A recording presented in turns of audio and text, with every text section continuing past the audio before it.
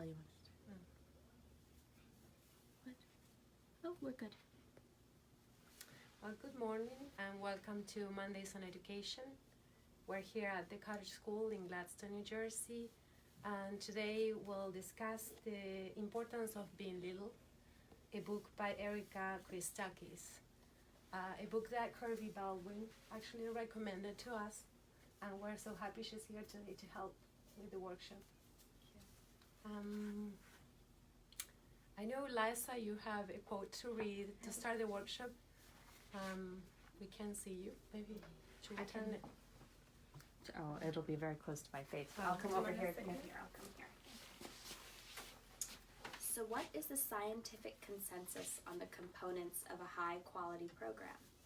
According to experts such as Yale Emeritus Professor Edward Ziegler, a leader in child development and early education policy for half a century, the best preschool programs share several common features. They provide ample opportunities for young children to use and hear complex interactive language. Their curriculum supports learning processes and a wide range of school readiness goals that include social and emotional skills and active learning.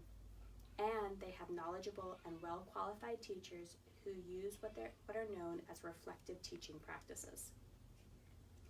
Effective programs also demonstrate careful, intentional programming that is driven by more than just scheduling whims or calendar holidays or what's in the teacher guidebook this week. And they also take seriously the active involvement of family members. One challenge to systematic quality improvements is that, with some exceptions, the most promising preschool results have come from small pilot programs heavy on resources, teacher training, parent involvement, top-notch curriculum, access to university-based researchers, etc., that are hard to bring to scale without big infusions of money. And Ziegler and other child policy experts have noted that the relatively pristine, scientifically supervising environments in which pilot studies are conducted with highly engaged and well-educated researchers to support teachers in the classroom may have artificially lifted the instructional quality to levels that are rarely seen in a real-world setting, where the work of teachers is monitored to a far lesser degree. So she talks there about these cases where they have a school at the university where they can do research at the same time and they have all these resources. And that's why she says this could be set artificially. But other than those preschools or schools, they're isolated little schools like the one we have here, like the Cottage School. And I was very happy to get in contact with this book, thanks to Kirby, because I felt when I read that finally somebody started to write in about so many things that happen at the school and explaining how we do things. And I thought, okay, great, I don't need to write my book now. Although we can add more to it, actually. One thing I found about the book is that everything is interesting and that I could follow because basically we live that experience every day here. I could follow from the beginning to the end. But she goes back and forth with different topics, right? So we tried to organize the workshop today with Kirby, and we actually organized it in two different ways. But I think the first question will be for you to ask you if you read the book and what's the most important part of the book for you. I don't know if should we start with what you remember the most, let's say, about it. I like when she say like teacher focus, like for example the ABC, and like in other schools they say like, oh, we have to focus on the ABC this week, so they forget how, you know, like they focus on the letter A, and like they go the whole week on the letter A, so the kids don't have like that experience to say, oh, I have a word with the letter B, and the teacher said, but we're not looking for the letter B this week. So I feel like in the book she said that teachers are cutting things from kids, like experiences from kids too. So to her. actually, one thing that we did is that we took quotes from the book, and Yeah. as you mentioned, what you know what's interesting to you, I'm going to pull out the quotes. This one I found right away because it was very interesting to me too. How she explains Yeah. the nonsense of how usually schools teach kids how to read. So that's a quote that I think you're referring to. So I'm gonna pull it out and leave it here, and and then we can pass the basket around and we can go through all of them. But let's see what was interesting for you, Jason. Maybe we have a quote too. Also, I liked how she pointed out in traditional school settings, kind of the arbitrariness of the activities that are chosen. The example of the hand turkey that she gave, like really stayed with me because I did the hand turkey, and everyone I ever grew up with did the hand turkey, and there was always hallways full of hand turkeys, and really they all look pretty much the same. And so she makes the point, kind of what's the point of having every kid do the exact same thing in the exact same way? It doesn't foster individual creativity or anything like that. So just I liked her drawing attention to that, like how we go about choosing activities that kids do. Yeah. Here, so we can pass this whole. We actually have two for artistic expression, but we have a whole other set of quotes for creativity. So we can put them here for now and then pass them to you. So that's very interesting. We even had sometimes, we train the teachers here at the same time, a little bit before they start working, but then basically at the same time we do staff training and when we had teachers coming from the regular training, certification as a teacher in New Jersey, sometimes if they had experience, it's very difficult for them to adjust to all these new, things. The approach of how come we're not going to do, and I've had teachers say, how we're not doing the hand turkey. No, we're or not parents, doing it. right? Or Well, parents who want the, I think she talks too about parent expectations and how it's so important for the school to then educate why it's important to do things the way that we do them, because then you have parents who expect the hand turkey too. Because it's become like a cultural expectation almost, like, It is. You want it. She says, like, It is. she finally realized when she had her son go through preschool that his art had nothing to do with her refrigerator, right? Like, it's not about just having, like, the product, it's more the process. So that's, I'll give you the expectations one then. And we can pass this if you want to hold on to the turkey one. That's for Jason, this is your skirt, Connie. And for you, Erika, did you get to read I got it on Audible and it was a little hard to listen to, so I actually didn't finish, but I did she was talking about a little girl who was really interested in I want to say birds or dinosaurs or something, and then she kept encouraging and listening to the little girl about her knowledge instead of just imposing her own. She kept retrieving from the girl what she knew. But I didn't finish the book. Well, but actually that's a whole point about how important are the relationships in education and the dialogue with the children. Actually, she talks a lot about direct teaching or indirect teaching, and how I think the quotes are here, but at least we have here some quotes about how important the relationships are. Okay. And about teaching, I think is in the set of the curriculum. We have pedagogy. Come out to the way. Yeah, you're on the other side of the. Did you get to read it, Kathy? Or? Oh, no, I didn't. Okay. You, Laura? I didn't finish the whole thing. I was kind of bouncing around. I'm trying to think of something that resonated with me in particular. But I think a lot of it is what you have already taught me. To be honest. But isn't it great that it's all together in a book? I was like, oh, it's very cottage-like, right? Yeah. So I don't feel like there were any like bings, like light bulbs, but it was just, I think, reinforced a lot of what goes on here, if that makes any sense. Yeah. We're very lucky. We are. So maybe you could hold on to, we have, the reason why we put them also in with different topics, all the quotes, is because through the years, I'd say I think for 15 years at least, we've done workshops every year, and basically about every topic that she talks about here. So Pedagogy, we didn't have a full workshop, but we have, and we talk about it a little bit when we do the day in the life of a cottage school student, and the curriculum we mentioned there, how we do math, how we do reading, usually happens on those workshops. And then we've done workshops, entire workshops for play, the importance of play or the power of play that Jason did last year, and we're doing this year too, right? Yep. So, and we have discussed tests and challenges too, right? In other workshops, Mondays on education usually.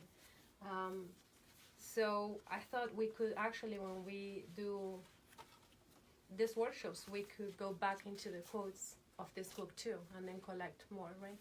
Did you get to read the book, Anela? No. Okay, so we have many things to talk about. Should we start with you, Kirby? Yeah, I think, so for those of you who read the book, I think, I don't know if you noticed, she kind of jumps around a little bit. So we kind of, for ease of discussion, and we'll hand these out at the end. Do you want to hand them out at the end? Yeah. We kind of pulled a bunch of key quotes and separated it similar to, I think, the way that we do evaluation. So any conferences that you've had, your child has been evaluated on not just the cognitive, but also the physical and then the social and emotional. So we kind of grouped everything that way. So maybe we could go around. You want to read the quotes?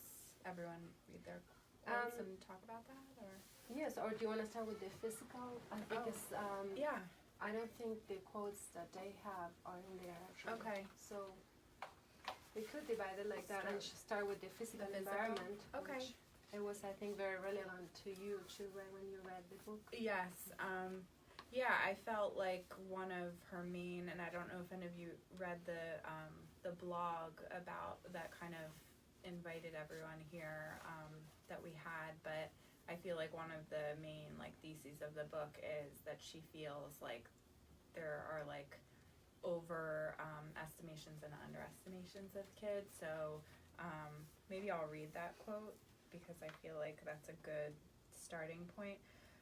We ask an awful lot of children logistically, physically, and emotionally, and at the same time we woefully underestimate their cognitive capacities, insulting their intelligence on a routine basis with foolish and unimaginative curricula. It's not really a surprise that the brightest little children are often the most badly behaved.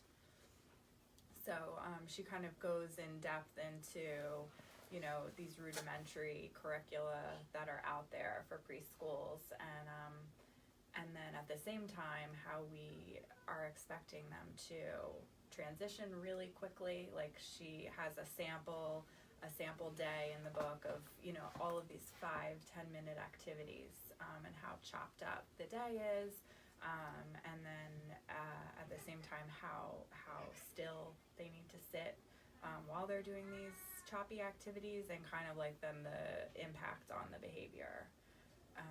So I don't know if anyone wants to speak about that either.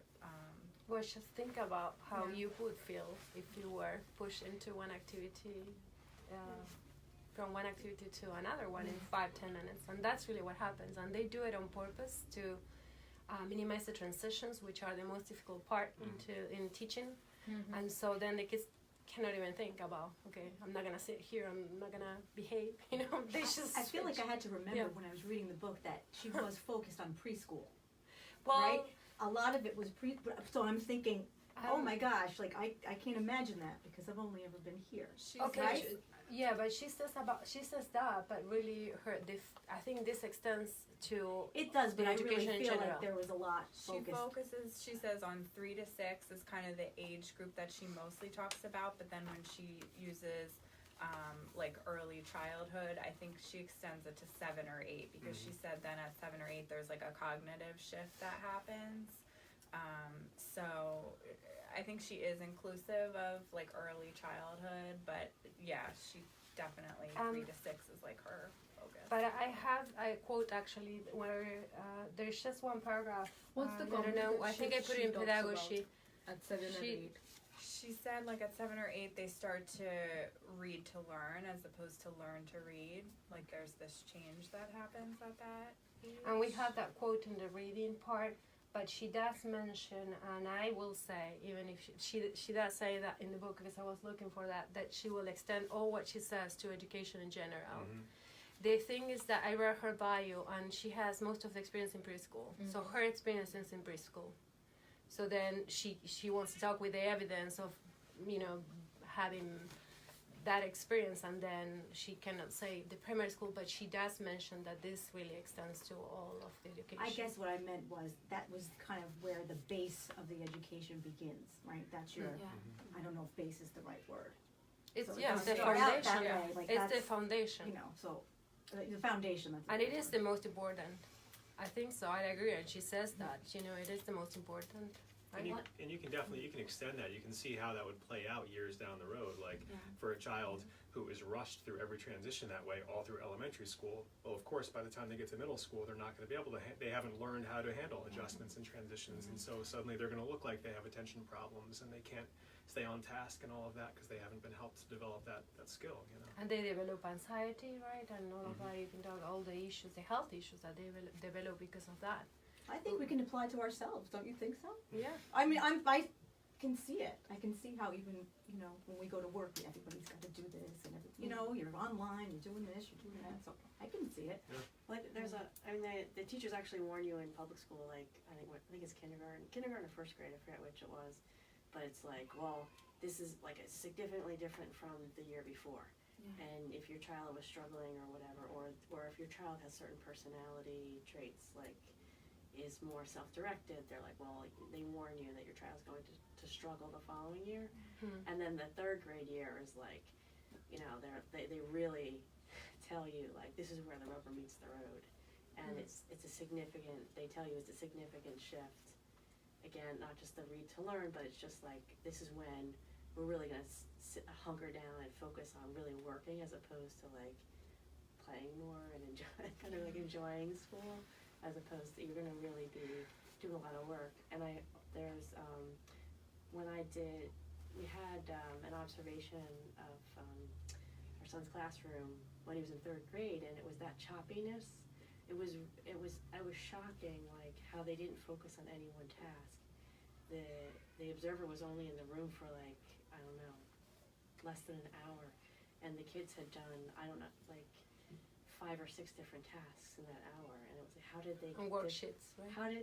Yes, it was all worksheets, and it was like, how did any of them gain any meaning from anything that they were doing? They were just seemed to be just pumping out this stuff. It's this learning. product. Yeah. So that applies to all of the grades actually. I It feel the applies to all first of the years grades. of child education are like very important because the kid is going to use that in the future. So when we think about like child education, we think like when we were in kindergarten, but I feel the years before that matter more than kindergarten. So they or say first grade. 90% of what we learn before we're 6. So that's early childhood education, and she extends the reading part up to 7 or 8 years old, because that's usually when, if you let them read at their own pace, then it will be still healthy to start reading when they're 7 or 8, contrary to what they're pushing more and more parents to think now, that they have to be reading in kindergarten. That's crazy. Where did they get that idea? Some kids, yes, will start when they're 3 years old, actually, or 4, and some will not, and it's totally fine, I have 1 and 1 in my house, and it's totally fine. They're doing very well.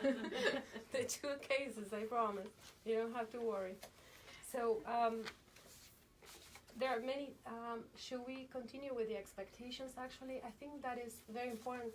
We have many quotes here about the expectations, not just from the teachers but also from the policymakers, from the parents then, from the parents then, because also they feel that pressure too into what is my child doing, and I want to see what they're doing, because now, the vision is so important nowadays that if the child doesn't bring something home, then what did he do at school? You know, I cannot see it.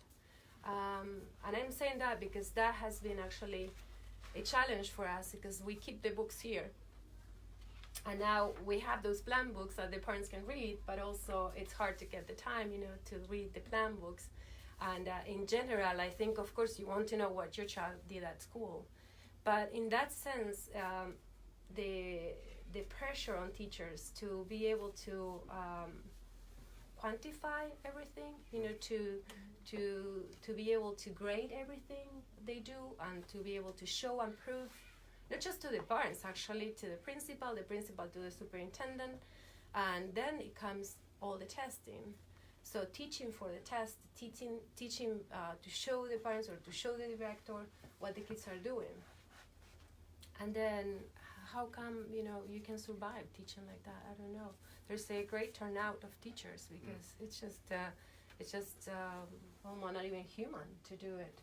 All you do for the purpose, right? So she focuses on the process of learning, and we do that too here. Actually, that's one of the first sentences I wrote for the brochure, because you know, before we started with the school, we didn't have a brochure, a website, or anything really. We just had a group of kids playing, and then the brochure came and the website. So at that time, I had to think, okay, what is really important of what we're doing here every day, and that came out as one of the most important things. At least in my thinking. So we focus on the process and not on the products. And that sounds very simple, but it's so very important in education. The process, how we talk to the children, how we do things, not on the product itself. Because then the product, you know, the results will be there. If the child is happy, if the teacher is enjoying the class, they can learn about anything you want to teach them. And it really is not relevant what you're teaching. It's more important how you are teaching. That precise moment, that little moment, that's when the learning takes place in the present. So that's such an important point to highlight. I think like what we choose, the actual content we choose to teach is relatively arbitrary. A different state would choose something different. Other countries teach different things. The actual content is kind of arbitrary. It's arbitrary. It's really about the learning process. Yeah. It's about the learning process, about that moment, that little moment that you spend with the children. That's the part that it's really important. And so when the teachers feel the pressure of teaching for a result, for a test, you know, to perform and do all this planning that takes hours and hours and hours, instead of use that time to read a fantastic book for yourself, you know, to be able to share that with the children or not, to enrich your life, you know.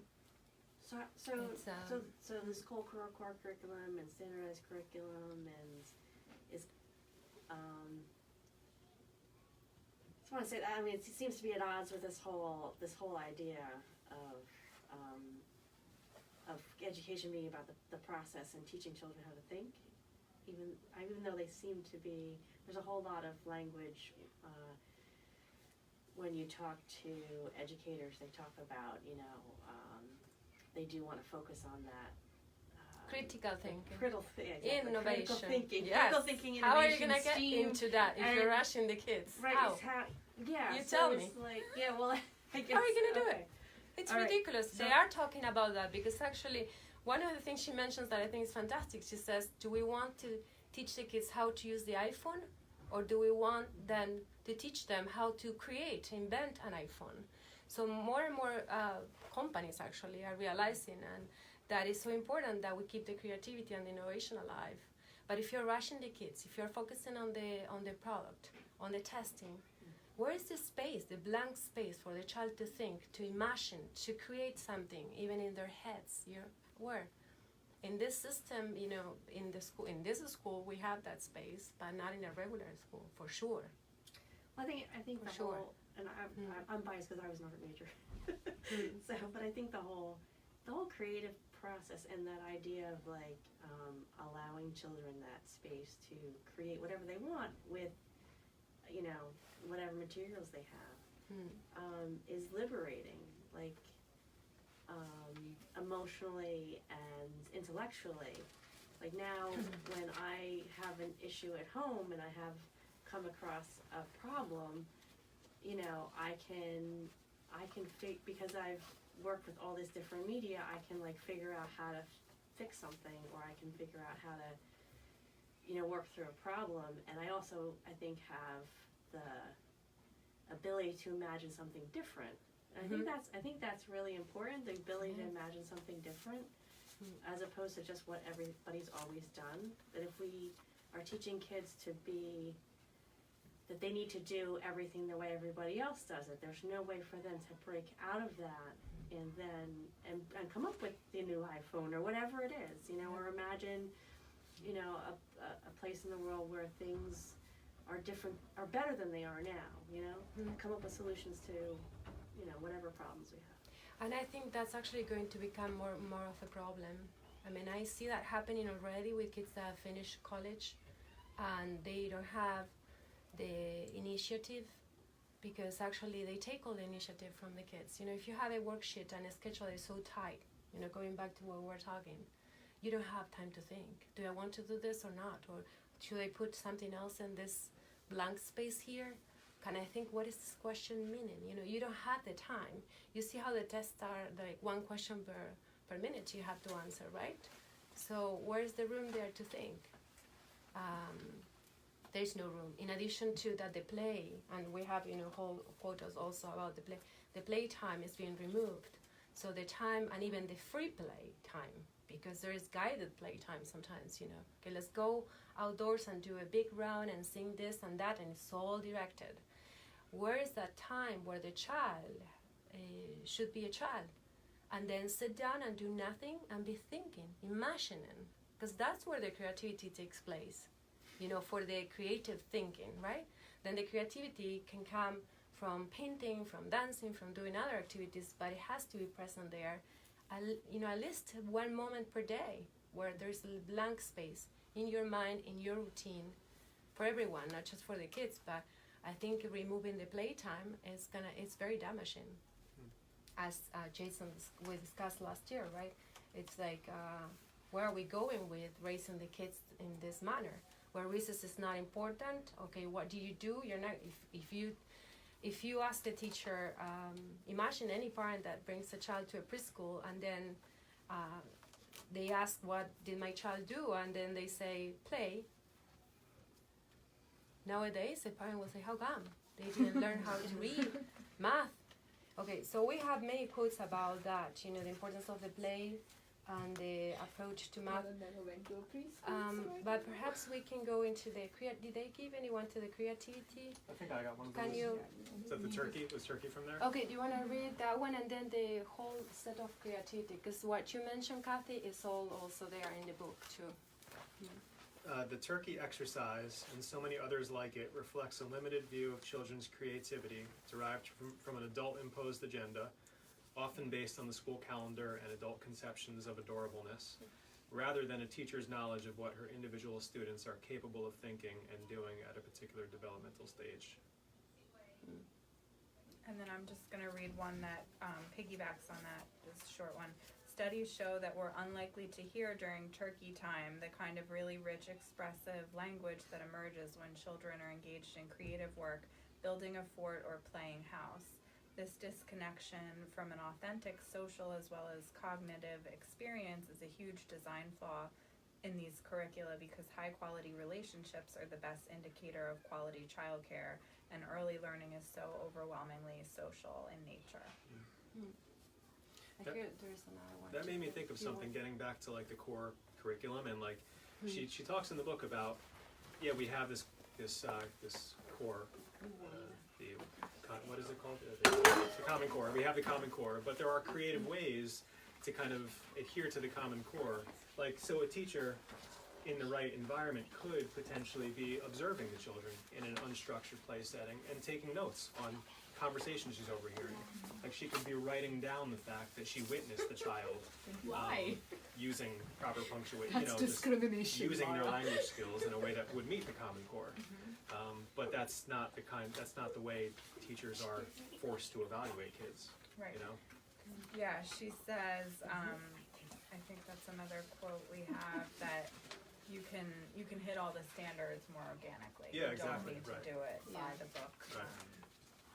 Well, we had a whole thing about curriculum too. Maybe you want to get into this, Jason, or just Here, I'm sorry. Yeah, can go. I just, it's possible to teach more organically and still hit all the standards. The really high quality preschool programs do it all the time, but it requires teacher competence and preparedness, as well as a commitment to give children open stretches of time to work on activities that combine learning standards, math and language simultaneously, for example.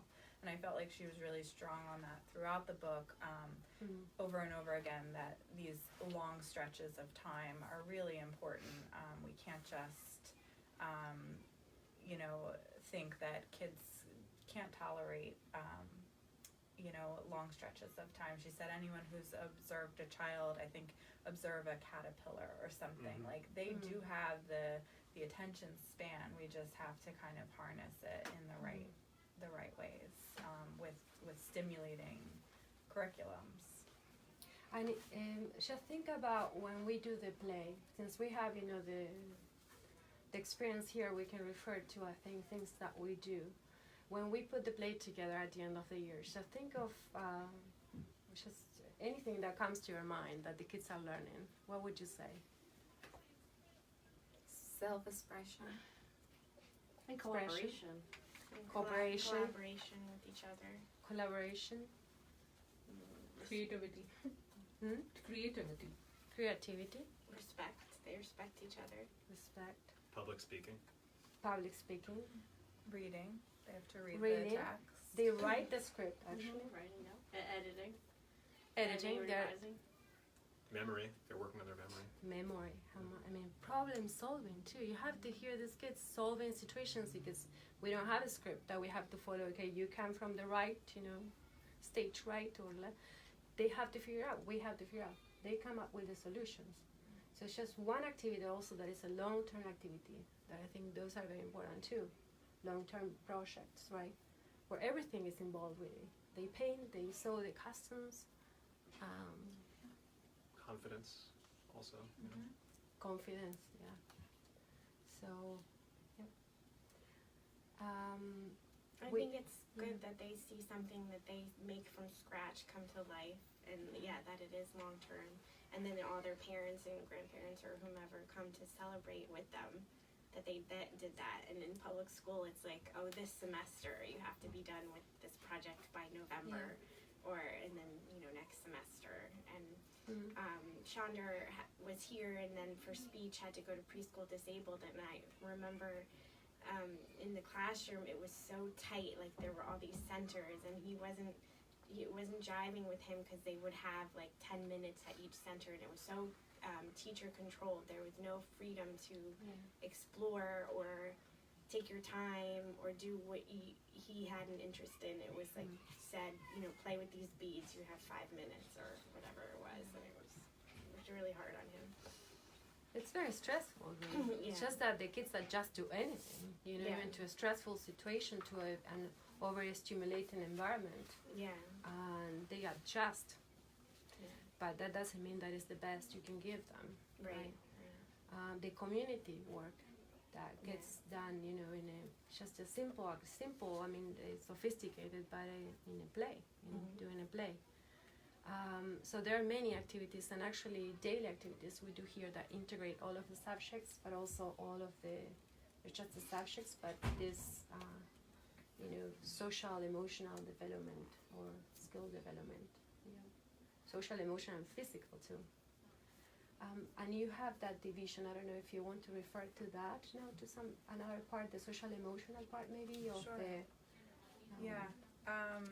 I don't know, those of you who read the book, if you want to talk at all about like the relationships, I felt like that was like probably one of the biggest undercurrents of the book, and just how the relationships that our children are building with the teachers and with each other are so critical to early learning. Maybe I'll just read one quote to start out. And you have some there too, right, Erika, that you can Oh, read? do you want to? Sure.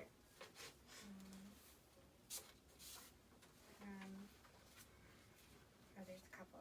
If I had to characterize the key difference between a high quality and a low quality preschool environment, it is this. In a high-quality program, adults are building relationships with children and paying lots of attention to children's thinking processes, and by extension, their communication. They attend carefully to children's language and find ways to make them think out loud. And I think that's important, like elicit, you respect them and it elicits them to speak and to express themselves and feel comfortable. So, and she talks about how preschool used to be about play, and it used to be a social time for children, and she says that policymakers and educators have now recast it to more of like an academic experience. And I'll just read this quote, that it's sobering to realize how many children go through preschool and kindergarten without having the chance to exercise their deductive muscles through meandering conversations with people they like, and instead seem to subsist on a lean diet of passive instruction about inane subjects. And she talks about like how the environment should be the curriculum, as opposed, like the children can learn anywhere. Why are we developing these kind of like what we think are adorable curricula? Doesn't necessarily have to be about, the letter B this week. It can be about anything. It's just kind of the relationships and children being able to converse with each other and with the important adults in their lives is kind of the standard, what she thinks the standard should be. I loved how blunt. I loved how blunt the author was, like through the whole book. How direct she was, just about saying things like that. She didn't pull punches. She really just said what needed to be said. I feel like that's because she's from the world of education. She can do that. She knows it firsthand that way. I appreciate that. We had a meeting 2 weeks ago with few people from the state, actually from a service. I will not say the name. The state hires for certain things, and the supervisor, who was a readiness specialist, is telling me how cool this book is that you can get in Amazon, and the book says, C for coffee, C for caterpillar, and I'm like looking at her, I'm like, we're so far ahead. I'm in one country and you're in another one. So why don't you read that quote, Connie, because that shallow learning and that the word I have in mind, I cannot say it, right? In education. But it is a stupidity. It's a stupidity. Can I say that? It's too bad to say that. Dumbing down. It's dumbing down. I mean, dumbing down here. Yeah. That's better. And the teachers, because they have to follow a curriculum.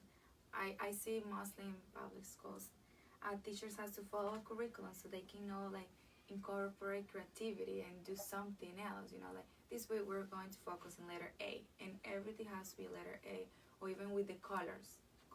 So I think I feel like lesson plans and curriculums cut the teacher's creativity to expand something else.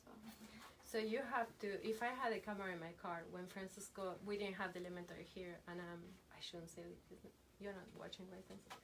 So, and I'm bringing him. He needs to go to Turkey, right? Because we didn't have an elementary school, and then he was gonna become the director of the school if I just had him alone here.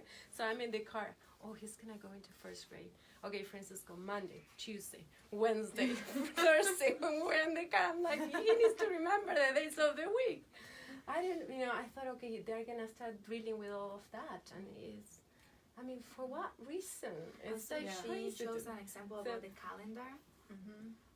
It's about how they have to learn the days of the week, according to certain things. So, I mean, you learn the days of the week naturally.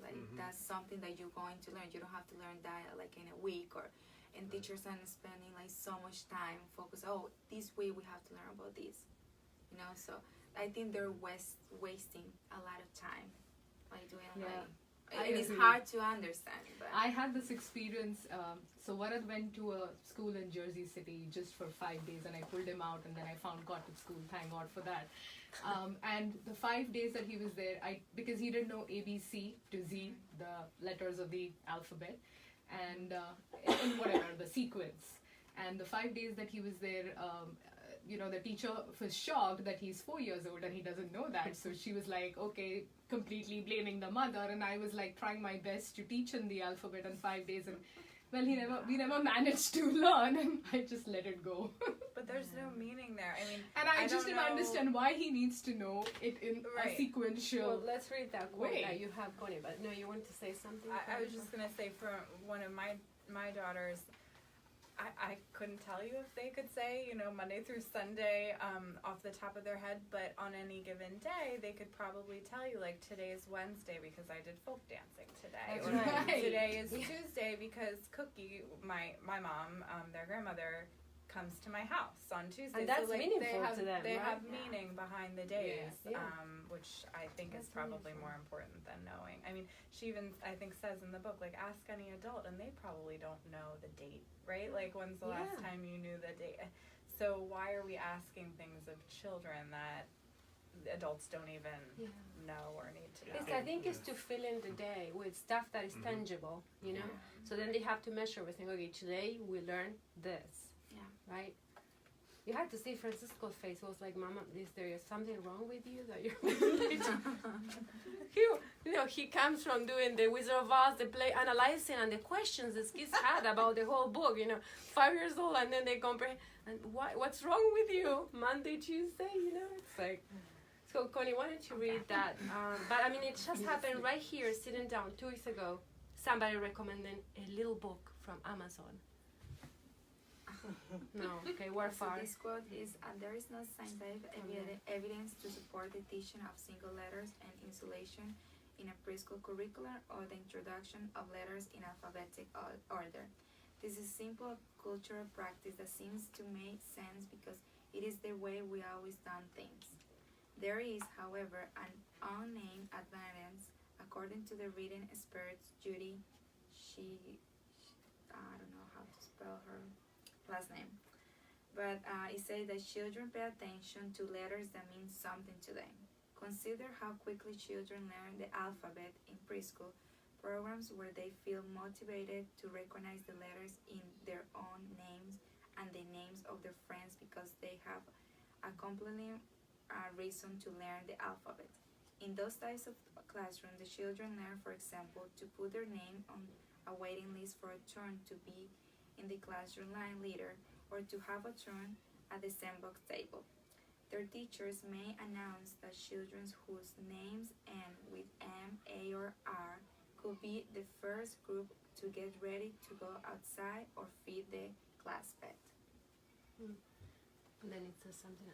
Yeah, it is clear that children do not learn in social vacuum, but how is the learning context put into practice in a classroom? Let's imagine for a moment a typical alphabet learning strategy in which the teacher introduces a new letter each week. A preschool curriculum chestnut that's still surprisingly common despite its illumination. Let's imagine the letter of the week is B. The teacher will want to introduce her students all kinds of B10 words. She might put a blue pen at the easel and place bubbles in the water table. She may offer some activities at the grading center with lowercase and uppercase B's to strengthen a child's hand-eye coordination and pincer grabs.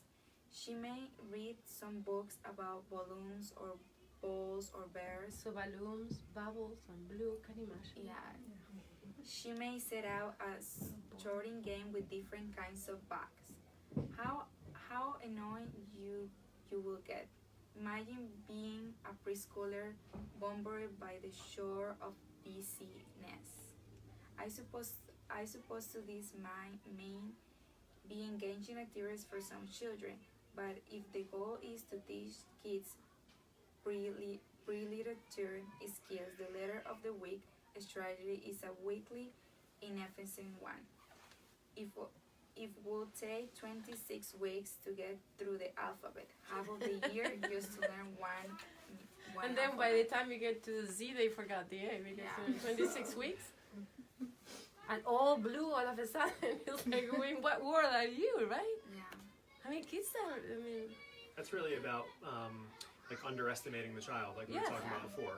How I think so. we in some ways set way too high expectations, and in other ways we set way too low expectations. Like, Yeah.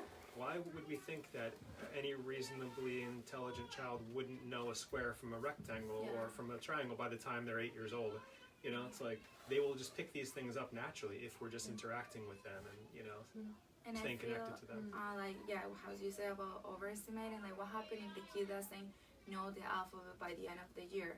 Like, is he going to kindergarten? Like, so I What's feel, the readiness? yeah. What do they mean by readiness, right? What are the expectations? Where meanwhile, I was asking my 5-year-old last week about, you know, where she has a little girl here in the playgroup who she really has like formed a bond with. So I was asking about that and, you know, how your morning went at circle time, and she said, well, she was standing on the edge of the circle like the crust of the earth.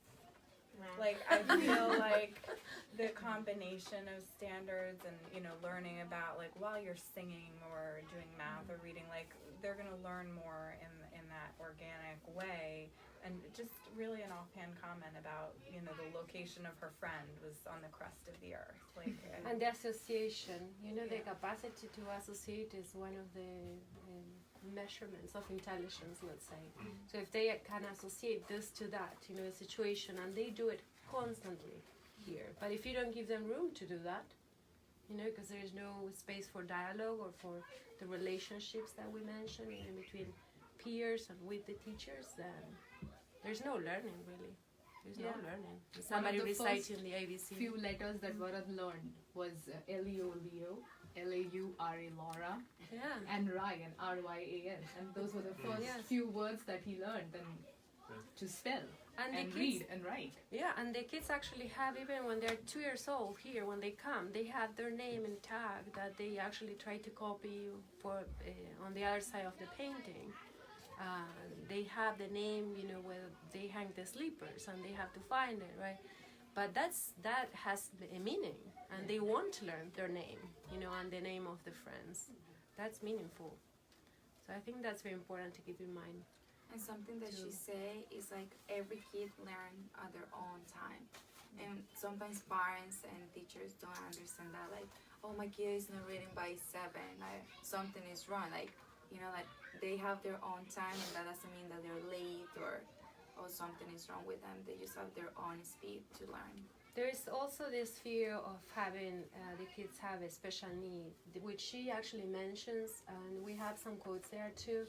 And so with the whole discovery of that the child can have ADHD or dyslexia or autism,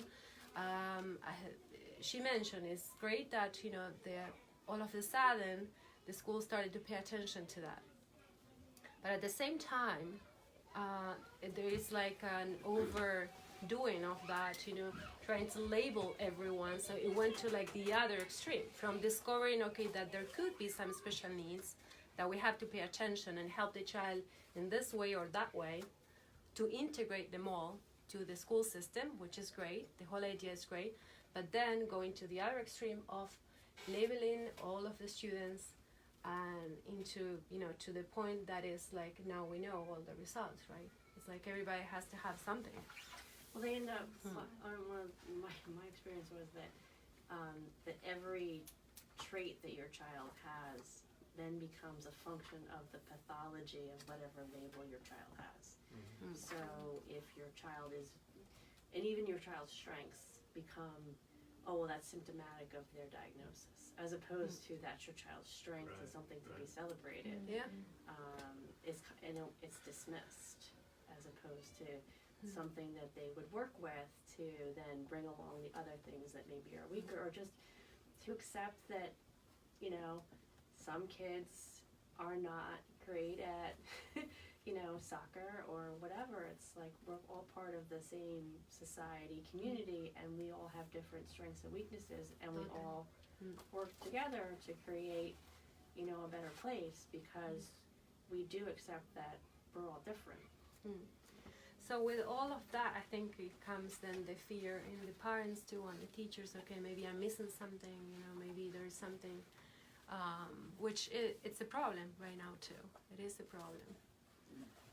You can probably talk about, you know, how kids are labeled and put on a Well, track to in the school system, or it's a lot about parents' anxiety, like you were just hinting at. It's a lot about adults' anxiety. Hmm. You know, we just kind of, we really just put that on our kids. We find all kinds of creative ways to kind of aim our anxiety. You know, so you know, is my kid, you know, learning fast enough? Are they paying, you know, can they pay attention enough? Or, you know, are they socializing enough? Are they, you know, And that's where the competitiveness then I think comes in. I'll just read this. She says that why can't it be enough when we design early learning environments to say we value childhood, being a child is a worthy goal. That means leaving our anxieties and competitive urges outside the classroom door and focusing on supporting the developmental tasks of being a child. And then she says the prime purpose of being four is to enjoy being four. Of secondary importance is to prepare for being five. Preserving childhood as an autonomous space where every child can develop at his or her own pace is vitally important because we can't all grow up to sequence the human genome or invent an iPhone. Most of us lead quiet, unheralded lives, but we can all lead meaningful lives full of emotional connection and good deeds, and those are the outcomes a good childhood can almost guarantee. So it is very difficult, I think, to fit this principle, which for us is very important at the school, you know, to have each child develop at his or her own pace. It's very difficult to say, okay, that's possible in a huge school. It's just, I think, impossible, really. I was talking to Kirby this morning and how the size of the schools was set up basically after the Industrial Revolution. And the whole system into grades and putting the kids according to the age into grades, and then the grades, you know, into then textbooks according to the grades, and then the tests according to the grades and all of that. So all of that structure really doesn't support this, because there's no way a teacher with 25 kids can see where each one is, you know, where developmentally or what else she needs to do in order to encourage this child to do something else, or to do positive reinforcement with somebody that maybe needs a little bit of encouragement there. It's just impossible in that huge system. I mean, think about that, right? That's why she says, I've seen these practices in really small schools or schools that belong to a university. But I don't see a solution in the huge schools, in the public, you know, or private also, because there are some private schools that are really, really too big. The scale is just doesn't help. It doesn't help at all. I don't think it's beneficial for education at all. So we can follow the child's own pace in a small scale. And how can we fix? I don't think there's a way to fix it. Remember, we had the first conversation we had, I think, was about that. How can you fix a monster, really? I see it as more, I mean, the size is a big problem, but even bigger problem than the size, I think, is the fact it starts with policy making. You know, I think that's a huge part of the problem too. I mean, the fact that the people making the policies are not educators, you know, First for one of all, thing, is a huge problem. I think that's where the problem starts, really. You know, the people making the policies don't have a good sense of child development, or, you know. That doesn't help at all. But think about this, because I actually had this question when I was a teenager. I was in a commission in the high school, the commission of education, so I was already like debating on education and all that before I then became a teacher. But think about that. If you change the policies, right, and all of a sudden they say, okay, let's all focus on the child's own pace. Let's say, you know, you change that. What can they do? You tell me. Magic. Well, it'd be much harder in a large school, Really hard. Yeah. I mean, as a teacher, with 25 kids and the pressure of measuring everything you do has to be measured. So if the child had this little improvement, you have to report it. Well, that's part of the policy too, though.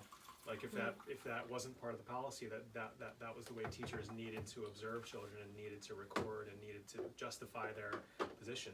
Yeah.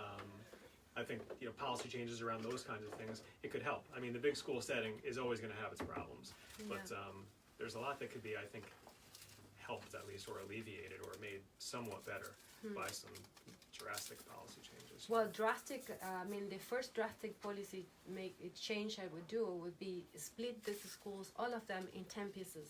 Because if you want to get rid of bullying and teasing, you have to start with that. Yeah. Don't even try to do workshops to explain the teachers about it, or the parents, or websites, organizations. There's all kinds of things now, because it's really horrifying what's happening. Shootings. We have to do lockdown procedures. We have to teach the teachers. We have to teach now. The training for the teachers is how to be safe. I mean, how far is that from trying to have an education based on the child's own pace? It's far from everything. Well, the really. two are kind of connected, because the way they teach, reading and everything else is kind of the way they approach, the social emotional education too. They have a curriculum, and it's sort of like an add-on. And okay, this week we're going to learn about generosity, or this week we're going It's to like learn the letter about A and B. Sharing. I know. right. So then You could do- they have these, sometimes they'll do an all-school assembly, but the all-school assembly will be like they'll bring in somebody who happens to be in a wheelchair. Well, that's nice, and it's great that you see somebody who's in a wheelchair, but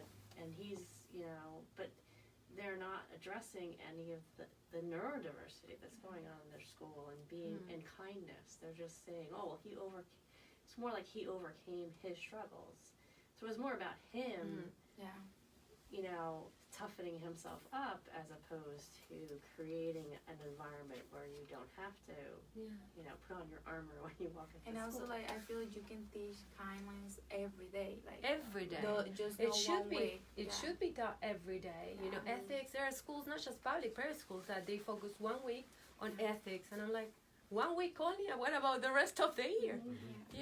I was crazy. mentioning to Laura this morning, in the basement of our church is another preschool, and I was there yesterday, and it struck me after reading this book, there was a tree.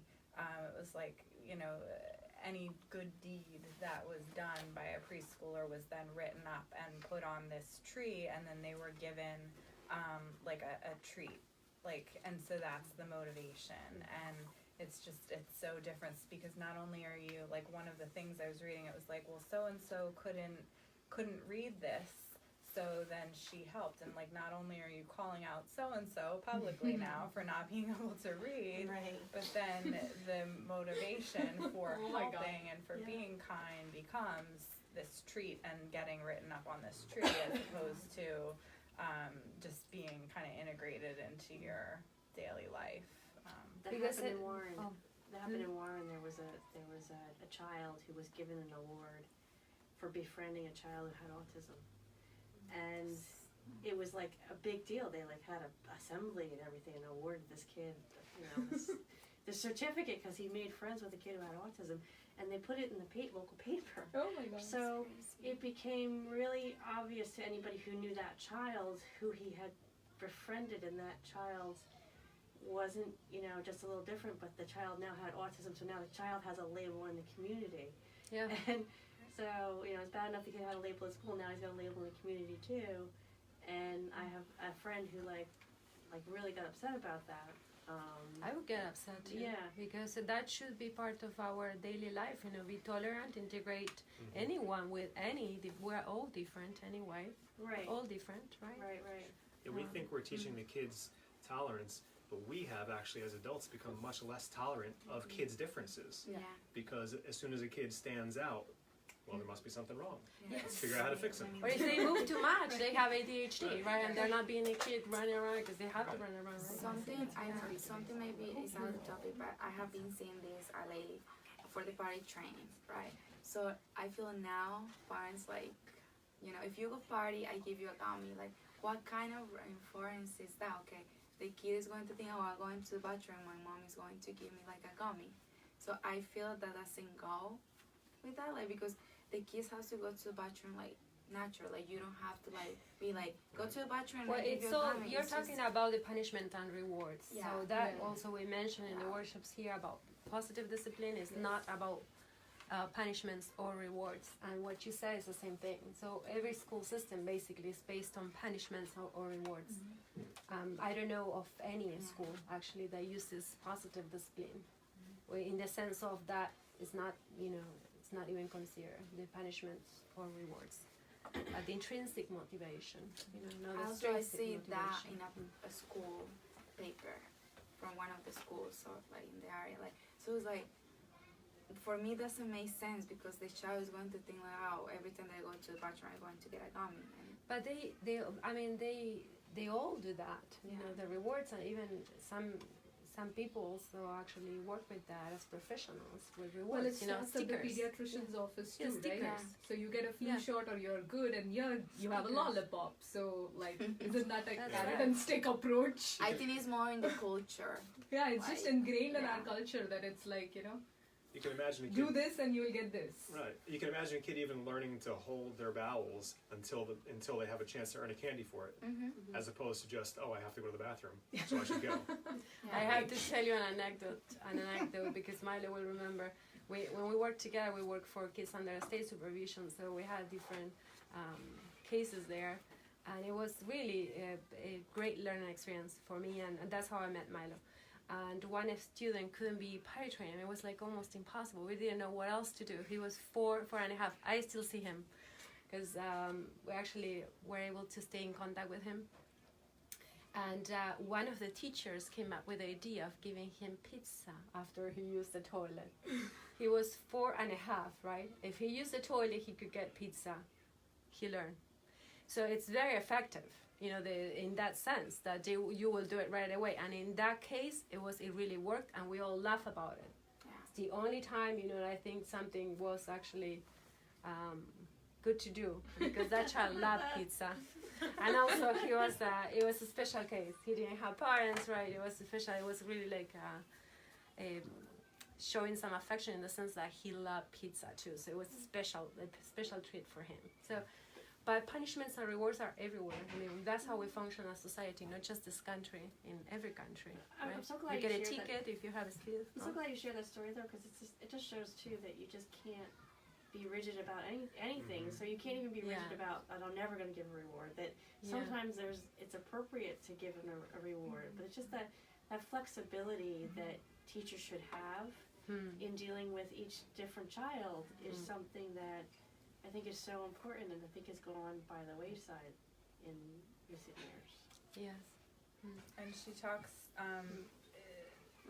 about how it's really like the adult expectations of the kids are off kilter. It's not necessarily the kids themselves. And she gives the statistics. I won't read the quote word for word, but approximately 10% of children with autism outgrow their symptoms in adulthood. And then she talks about this study in 2007 that children with ADHD had normal brains. It's just that they developed at a slower rate, which explained why many of them outgrew their diagnosis in middle school. Another study in 2006 found that behavioral problems in kindergarten didn't predict anything. So it's just that the adult expectations were off. The children were fine. That's right. That's what this study show actually. That adults' expectations were off. Yeah. Which is very important that they end up with that conclusion. The sitting time the kids have in school. I mean, who would not have ADHD if they ask you to sit for 8 hours, at that age, right? It's not really healthy. It's not also normal for a child to be sitting down for so many hours. It's not really healthy at all. But now there are studies about that, how unhealthy it is to be sitting down for so long, right? So hopefully that will change. But do you think it can really change, even if the policymakers say, okay, let's make the sitting time only 50 minutes per, I don't know. Yeah, I have my hopes in small projects, schools like this more than anything else. And I've been thinking about that since I was in high school, so it's been a long time. I try to change, being involved in the schools where my kids went, and it's just almost impossible. Even free workshops on positive discipline, offering that. Teachers in general don't know how to handle kids. I mean, there are only a few that know how to discipline kids and be kind and be respectful and be able to teach. still teach, you know, without the pressure of a grade or. There are some great teachers out there, but the efforts are isolated, I think. So we have to be together as a community, and I think being progressive and thinking about all this, because I'm really concerned about the kids, you know, future without playtime in general, and I think we're seeing the consequences already, right? Yeah, definitely. And the time spent in technology with things that, you know, are not really healthy for them either. Yeah. So no playtime, many sitting hours, lots of technology. There are so many things combined that are not really healthy. I feel like that's what adults are doing though. They're not Yeah. giving themselves downtime. Phones, this, that, and the other thing. So that's what the kids see. Yeah. You know, I make a real. It's hard because even if I pick Leo up, I'm still kind of working. I try really hard to segment some of it, but there are times where I need to use my computer or I need to. I need to do it. So it's around.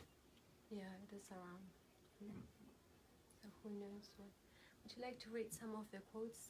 Maybe Anna, Ask you a question. Yes. Now my ADHD is kicking in.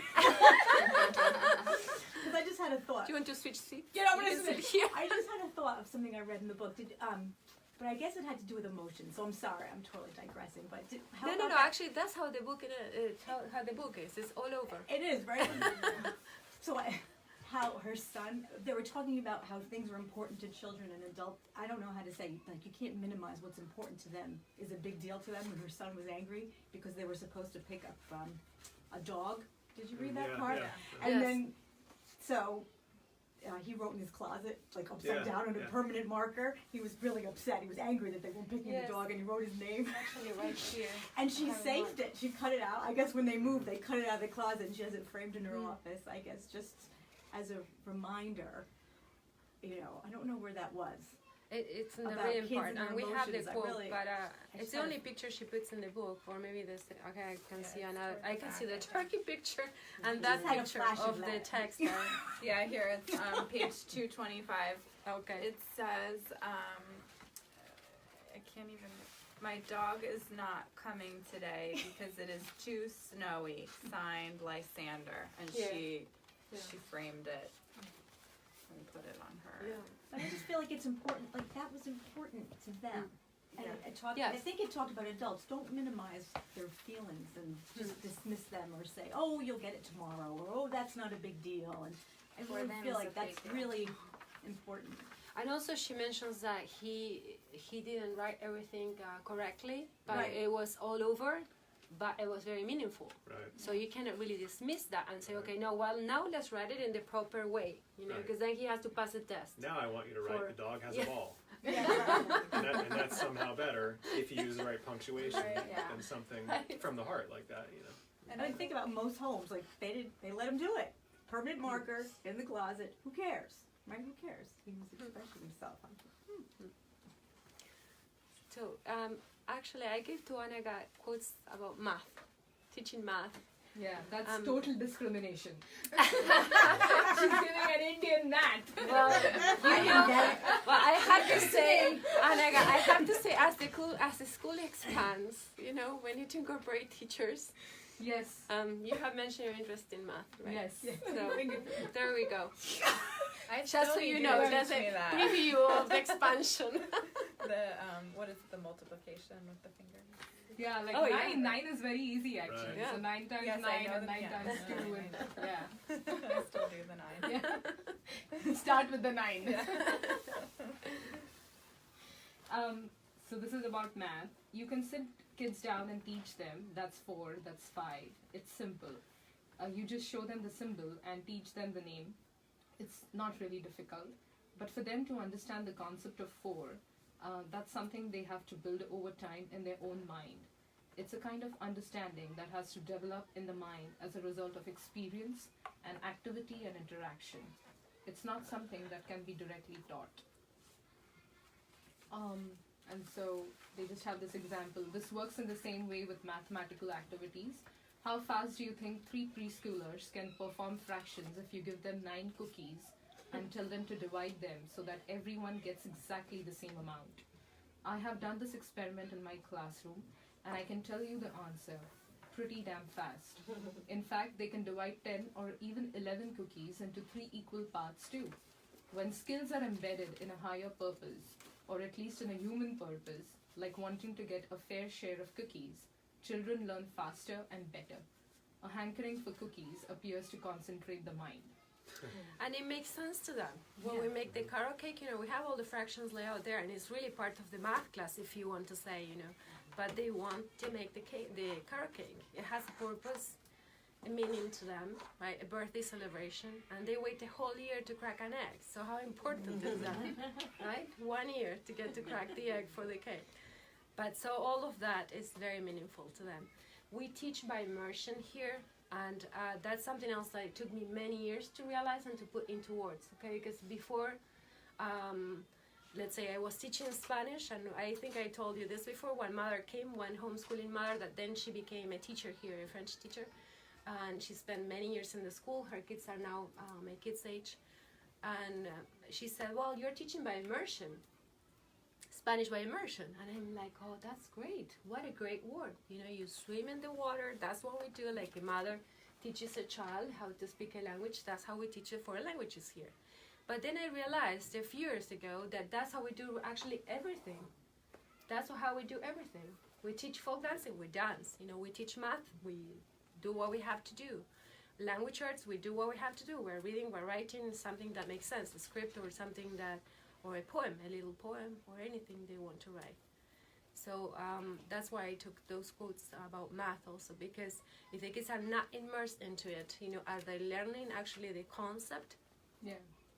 Or just memorizing number 1, 2, 3, right? Mm-hmm.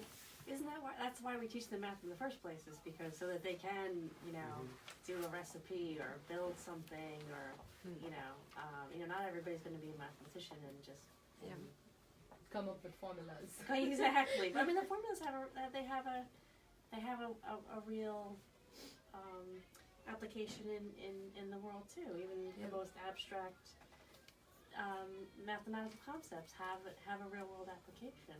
So it's. But I don't think these days kids are really doing numbers, because we were not allowed to use calculators till we reached, I think, High school. Not even high school. In India? Yeah, in India. And these days, kids use calculators even in 2nd and 3rd grade. Yeah, we were not allowed to. You're not really exercising your brains.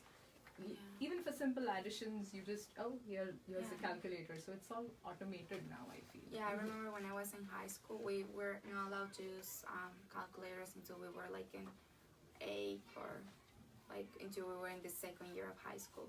We never used calculators before that, so that makes you think, okay, I need to use different ways. Yeah, we were only allowed to use it in trigonometry when doing sine and cosine. We were allowed to use it, and then I think in calculus we were allowed to use calculators, and that was it.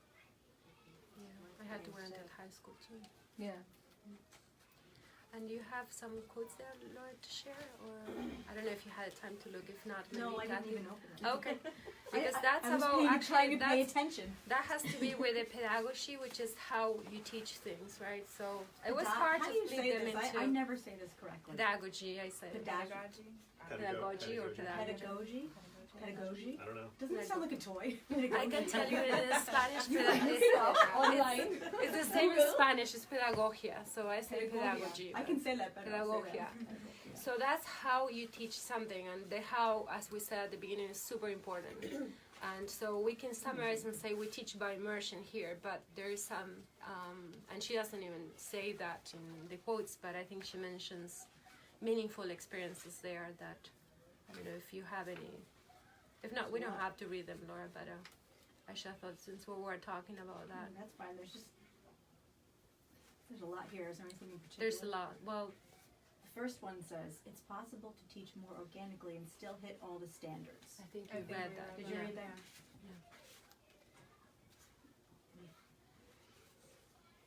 Given all these constraints on fantasy life, can we blame a child for lacking a robust imagination? How about that one? Is that good? Curious children with iPads are lucky to have a limitless supply of Costa Rican tree frog facts at their fingertips, while computers have become the playpens of 21st century parenting. Might these children be better off occasionally pretending to be a frog instead of Googling one? Small islands of imaginative childhood can still be found in the resurgent interest in Waldorf schools, for example, or in nature-based kindergartens. But those experiences are in danger of being seen as quaint affectations for the children of wealthy oddballs, not the normal, universal features of early childhood.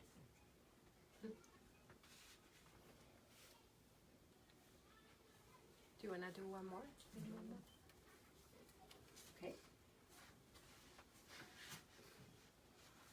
The elements of the classroom's climate that we know reliably support early learning.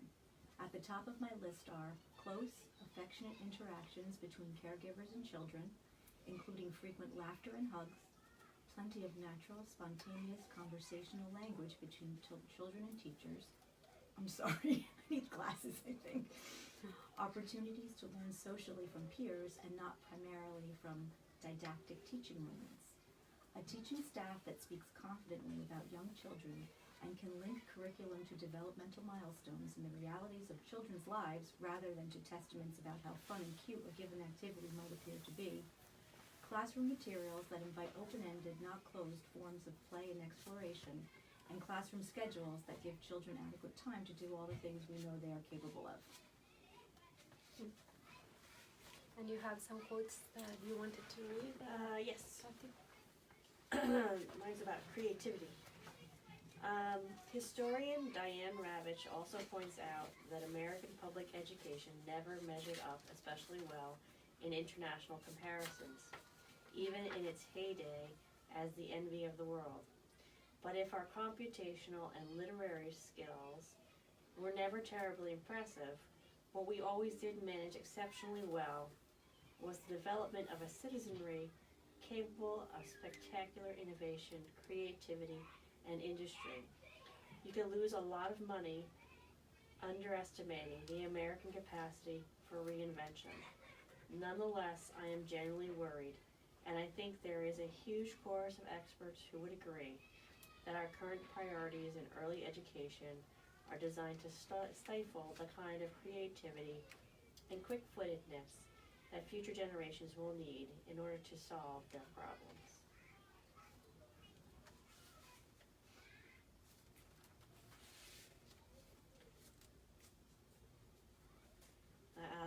This talks about the nature, and being immersed in nature. Less well known is the positive impact of nature-based experience on educational and developmental outcomes in preschool, such as creativity and imaginative play, improved self-regulation skills, and higher test scores, as well as decreased mental fatigue. One of my very favorite nature-based playgrounds has no bells and whistles at all, only a large mulch space with tree stumps of varying heights and a huge pile of polished river stones. The children spend their days climbing on and off the stumps and hauling river stones back and forth across the playground in child-sized red wheelbarrows. This kind of setup is fiendishly simple, but it reflects a sophisticated understanding of children's engagement with nature that is rarely apparent, even with the best of intentions. It sounds a lot like our playground. Yes. Here at school. Yeah, and she talks also in a chapter, I think the chapter is called, well, the title of the chapters are very particular, right? I don't know if it's Sandcastle, this chapter or something like that, or maybe it's subtitle, that she talks about when she was a child, how she built castles with her brother. And then they used this and that, and then she was very disappointed and actually sad when she saw that, later on now, recently, that there are actually buckets with the shape of a castle now, that the kids can fill in, and then they just have the castle. And all the skills they learn, with her brother when they spend hours just building castles out of a regular bucket or their hands, right? What a different experience is. And, how many more skills you can develop, but also the whole, problem solving and all the things that we've been talking about when you do an activity. The same with the toys, right, that we mentioned before here. In our workshops, the toys that do everything for the child, or those that are very simple and where the children can really use their imagination to use them for different purposes. The point she makes about American ideals too, she kind of makes that point in passing. She doesn't say much about it, but like even that quick point she made, I kind of like brought up my own sense of patriotism about like we really have gotten far away from like the American ideal of being innovative and creative and defiant and creating new, you know, and being adventurous. We've really gotten very far away from that. You know, being nonconformist. These are all like supposedly very American ideals, but They that are, is not the way we teach at all. No, and actually, if you think, many of the inventors have dropped college, right? And you are like, okay, so really the school system is not in any level. It's really teaching this about how to create the iPhone, not how to use them, right? Because they are gonna learn how to use it, you know, better than us for sure. You know, we don't have to teach that. They will learn it very quickly. Yeah, she talks about, I can't remember if it's Tom Sawyer or Huck Finn, but Tom like Sawyer, she says, like, in addition, like, of course we need readiness in schools, but we also need to like cultivate whimsy in our children. Like, that is such a national, like, cultural, you know, part of our culture. And she talks about, like, my husband and I always say that our children are feral. Like, they really are. Like, sometimes they act like wild animals. Recently, we were at a farm, and we saw 2 golden retrievers, and they were puppies, and they were, you know, tumbling around with each other and biting each other and, you know, doing all of these very playful things. And like I mentioned to the owner, like, that looks like my children sometimes.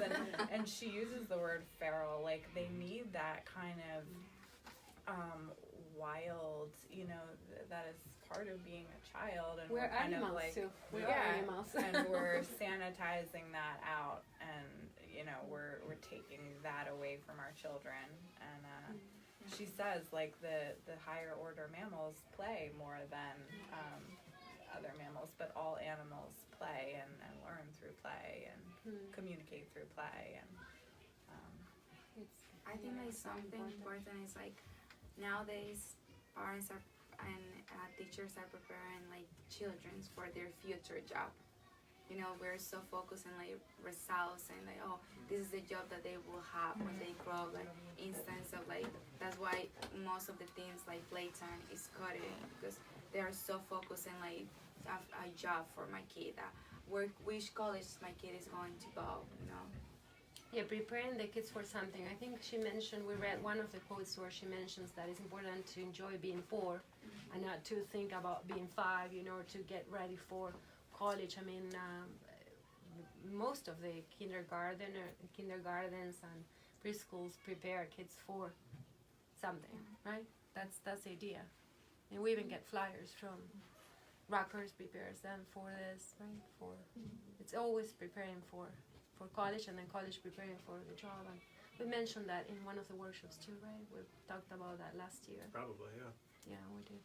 But even the language that teachers use in the classroom surrounding like preparing for the next step, like, I mean, it's ingrained, I think, because you think, okay, how often do you hear teachers in other schools say, well, next year you're really going to have to know this, or next year I won't be able to take you to the bathroom, you'll have to go by yourself, things like that. So that's like, there's almost an anxiety and a pressure that's put on the child of like, oh my gosh, like, I only have this amount of time to know this. And so much happens in a year developmentally. I mean, they might be fine in a year. I mean, a year in a child's life is significant.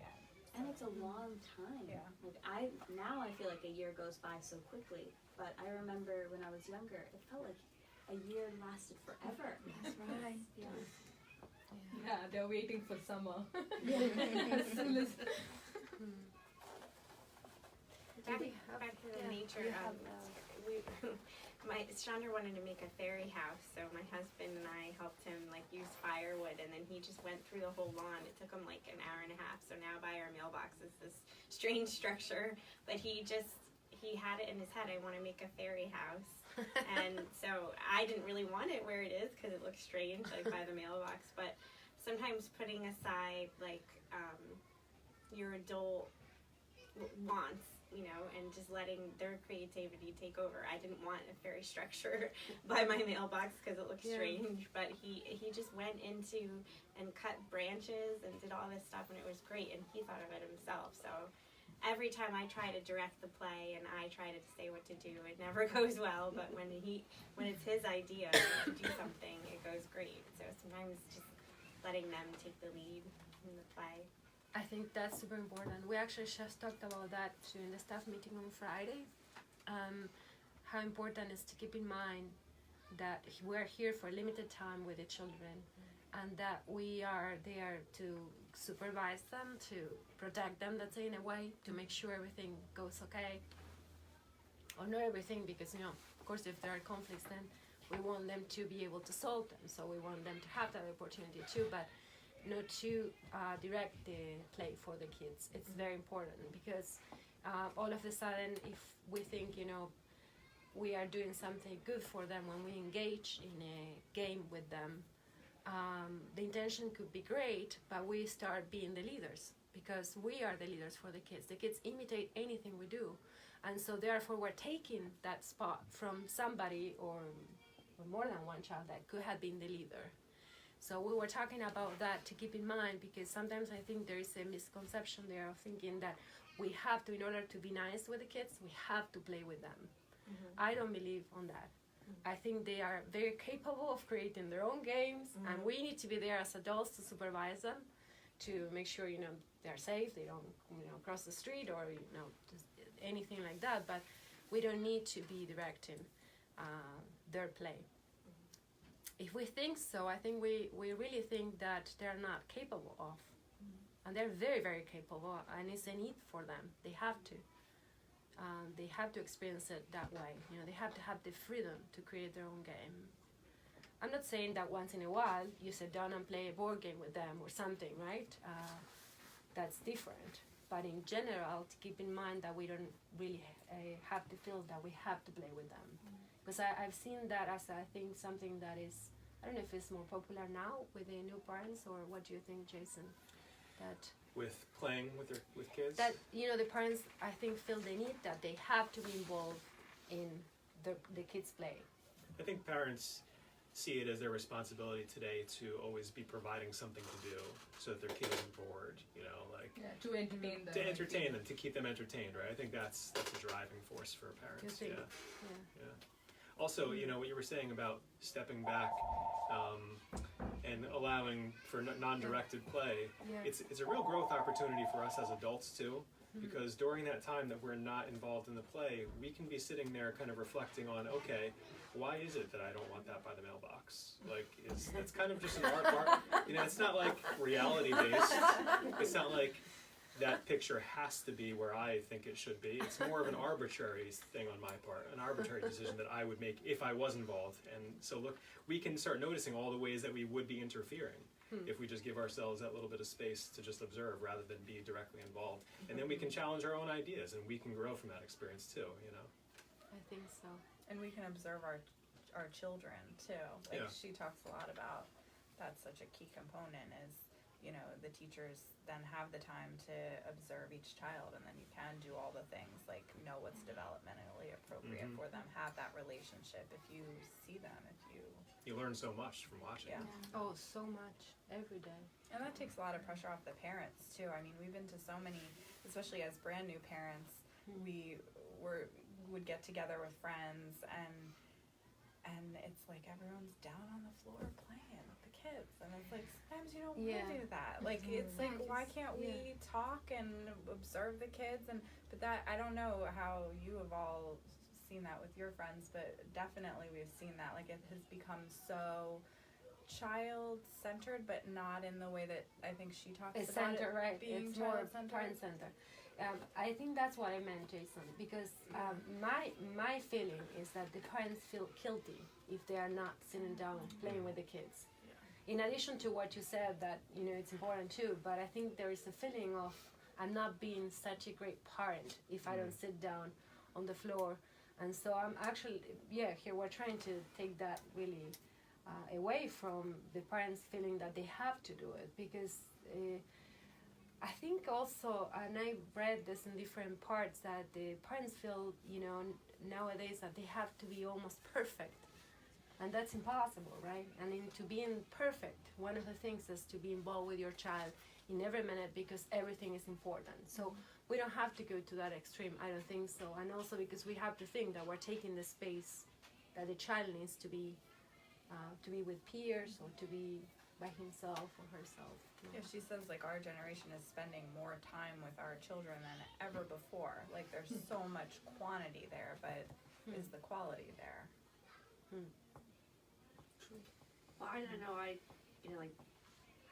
There's all this, and I feel guilty. I think sometimes since Joseph's not in all these activities. It's supposed to be your kid's supposed to be in soccer from the time they're 3 or 4. That's like, so you start soccer at 3 or 4, and then you start little league at 5 or 6, and then where do you read Scouts. that? Because I came from another part, so my kids poor. I didn't really do it myself. Like I did a little bit of it, but not a lot. Like I about Joseph a little bit older than Joseph is now.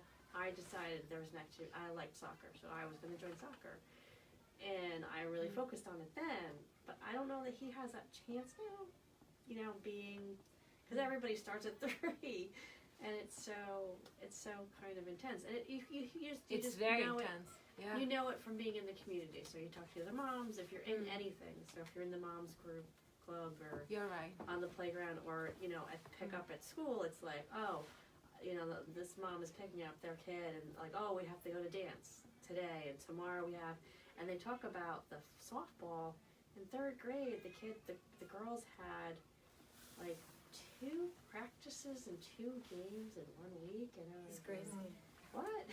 And then they have spring softball. It used to be just like you could do more than one sport, and now it's like you have to pick one sport because they have the sport goes the whole year. It's very. And then they complain about it, like, oh, we have to go here, but it's like, who signed up? You signed up. And it's you miss out. It seems like we miss out on part of the community because we're not involved in all those things. But we're involved in other things. But it's just, I guess kind of like being part of Cottage School. We just have a different. We just took a different path, and the path that we took was fine. I think it's really gonna work well for him. But it's just, you always are second guessing yourself because you're not a part of that larger group. You're going against the current, and that takes a lot of courage.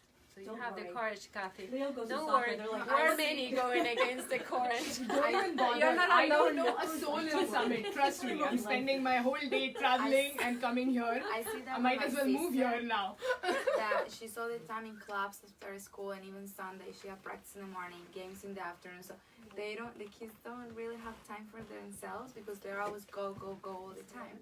So like my sister now, she's doing football, she's doing a million things. So like she has her schedule, and she's only 11. So Well, Leo goes to soccer, and I have to say it's kind of low key. It's not that big of a deal. But when I go, where does he go to school? He goes to school in Gladstone. What school does he go to? Because there's 3 in Long Island. Cottage School. Where's that? It's in Gladstone. We're here. They're there. Went to preschool there. I like it. Okay. And they just look at me, and I'm like, okay. I mean, so it's just like. But we're more now. We're more now. It takes care. courage. It takes courage to But go who against the cares, current. Yeah. Oh no, people they in wanna Summit go. assume Bharat has a problem because I'm driving him all the way. They're like, don't you? Oh, so he goes to a private school. But there are so many private schools in Summit. Why are you not sending him there? Oh, so he goes to a play-based school. Oh, yeah, I can understand. Somebody just directly said on my face, oh, so he must have that. I'm like, no, he has no this. We just go there. Oh, yeah. Because we like it. No, That's what I say. He's like, oh, he must have this. I go, well, I like it. No. That's it. I like it. No, I've had people come in and say, oh, like, no, Joseph's going to different school now. Oh, so he's going to special ed school? No. it's like Just go to school. It's ridiculous. So we have many more quotes too, and I think if you top a couple of more topics but it's already 11:10, and so I just want to say one thing, and then I'll let Kirby finish up the workshop. Is that let's keep in mind now that we are adding to the name of the Cottage School organic education, and it's also coming like out of the oven, after a few years and many years of doing this organically, really. And so I think it's important to keep that in mind. Yeah. You can even say, my child goes to an organic school. I allow you to say that. And they will be like, what? What do you mean? I'll say it. Come to the workshops. I will explain to I you. need like the one line. I'm not good at that. I babble too much. I need the key line, like the one line. Yeah, You you know? can say that. Come to the workshops and then we'll explain to you what it means. Because I think people have to be learning about it. They just don't know. They don't know. Yeah, I think it's in part it's ignorance. Yeah, I think so. But I'm going to ask you a question, even though it's 11:10. So you talk about the policy makers, right, not being educators. Well, who's driving who? Because the parents might be pressuring them, I think so. right? I just was thinking about that when we're all talking, and I'm thinking about kids and all that. I'm like, well, that's the parents might be driving it. I mean, even if somebody wants to make a difference, maybe they can't, because the community will, come out with the torches or whatever. Or just as a massive Right. movement, that you follow I the agree with mass, you. and then you don't even It's think, right. why do You we don't have know. these humongous schools there, and why do we do things in this way? The critical thinking that Kathy was talking about, it's disappearing basically. We're following the masses, And I so think- it's very hard not to follow the mass and think about something that makes sense to you and your child, right? Yeah, and I think like parents should be more educated about what it really is organic education. Well, we're doing that. I mean, in general, like outside the school, like we actually like interact with a lot of people, So I feel they should like be educated about like what we do here when they ask things, Well, when more parents are aware of, how damaging are certain things, right? Then I think if you go to a back to school night and you see that, you're not going to be the only one impressed with certain things, right? Because more people will be aware. So for the teacher to explain that and say, for example, like when I went to a back to school night and they were explaining, okay, so I recommend you to buy these little shelves that fit in this cubby, because then your child can really take the book they need for the other class in 1 second and then be ready in the other class. And I'm like, is this what the back to school night is about? Buying shelves so your child doesn't stress out about losing the books on the way rushing from one room to the other one, from the science class to the language arts class? And so I would be so embarrassed as a teacher if the back to school night, I had to explain that to the parents. So if more parents understand that that really shouldn't be the norm, then I think that teacher will feel embarrassed, right? And the school will feel embarrassed to say that, to explain that to the parents when they come, that your child is going to be rushing like crazy all day long. Basically, that's what they do. We had a So- chance. So our PTO had gotten a lot, had built up a lot of money in its account. So there were some parents who said, our playgrounds weren't in the greatest shape. So we said, oh well, let's go see how much it would cost us for new playgrounds. And we tried to get a budget from the PTO in terms of like how much they would give us, and they were not very forthcoming. And turns out the reason was that they didn't want to give us a lot of money to do playgrounds was because they wanted to put lockers in the 5th grade wing. Because the 5th graders, they were preparing them for middle school, so they decided that the 5th graders should be switching classes. So, and then there were behavioral problems with one year, and they were attributing it to the fact that they were disrespecting each other's stuff that they were leaving in the cubbies. Oh yeah. So they were saying, oh well, we'll get rid of the behavior problem by having everybody be able to lock their stuff up, as opposed to like teaching them respect for each other. And then we didn't get playgrounds. I've seen that over and over in a very near one's public school, and so the shelves is like a symbol of the whole, approach to education, because you cannot even think that that's right, what you're telling the parents to do. How can you think that's right? I mean, that it was a locker actually, and getting Francisco ready to go into the upper grades. Right. So, but then Francisco tells me one of the first days that the kids were rushing because I didn't buy the shelves, right? And he had to figure out whatever. And he didn't have the book. Well, he didn't have the book sometimes. Like he had the book. He was fine. He survived. But this is a very meaningful experience he had that I will always remember. He said, "Mom, you know what? Today, I was going from one room to the other one the first year that they're transitioning. And this girl went to get her books, and the books dropped on the floor. And it actually brought tears to my eyes because he said, and I stopped and helped her to pick up the books. And then the other kids were laughing at her, and they rushed to make sure they were on time in the class. And that girl had special needs. That was him in 5th grade. Because they did start with that system in 5th grade.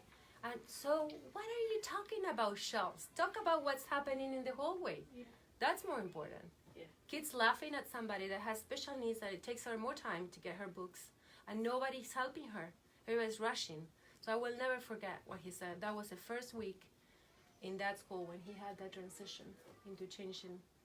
How awful, how far are we from what we want to teach the kids, right?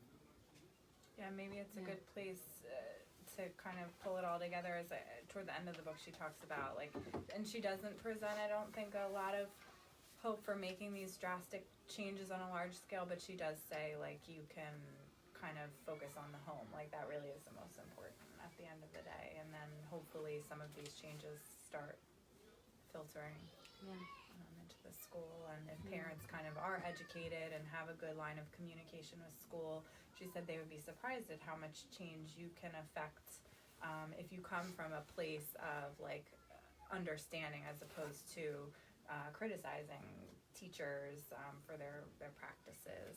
You can if you come from a kind of a knowledgeable standpoint. So I think well, for the most part, criticizing the teachers is just kind of counterproductive. Yeah. And that I kind of more sympathizing with them, that they're kind of stuck in what is in basically an ineffective system. And people don't go into teaching because they want to make a lot of money. They go into teaching because they want to help children. So, and they must be frustrated. I think a lot of them are frustrated too. They burn out. They say in the first 5 years, usually, they give up. Also, a point she makes about just how female-heavy teaching profession is. I think it would be more beneficial for our kids if there was more of a balance. Yes. If we found a way to attract men, especially into early childhood education, I think that would be so important. And she says part of that would be paying teachers better, attracting men into the field, attracting good quality teachers into the field. Period, men or women. Teachers need to be paid as if they mean something, as if they're valued. But it needs to have a value, early childhood education, and I don't think it still has the importance that it should have. Yeah, we're not there in yet. general. I don't think we're there yet to know how important is early childhood education. It's more important than college actually, because you build the foundations there. So you know how people. I was surprised because it doesn't happen in Argentina. The university is free. So when we came here, I heard our friends or people from saving money for college, and I'm like, before the kids were born. Yeah, that's very cultural. So then you're thinking about college all the time because you're putting all that money into it, and then it's worth the foundation, right? The foundation is here in the early childhood years, really. No, she even talks about how, because I guess she went in the 80s or something to school, and then women were less inclined to go for education, but she was excited, and it would just get poo-pooed if she said at a party or wherever, I'm an early, that's nice, that's, how do you do that, that's so sweet, or, you're so patient, but it wasn't respected as how important it really is to society. It is that, and I think it's not just in this country. I mean, it's in Argentina. I have to say, for me, that was a challenge. To say, I stuck with being a teacher, even though do this, that. I'm the only teacher in my family. Most of, and it's great that they choose the sciences, basically, most of them. But I'm a teacher. I was teaching even before I became a teacher, so something not even that I look for doing. I just love to do it. But it's not very valued, really, in any culture, I think, except for maybe Finland, Japan, a few that really think of a teacher as a role model, and they give the importance to a teacher. Yeah, I know it's time, but thank you for coming. And do you know how to tell? Liza made copies for everybody of. Stop. Finish? You're so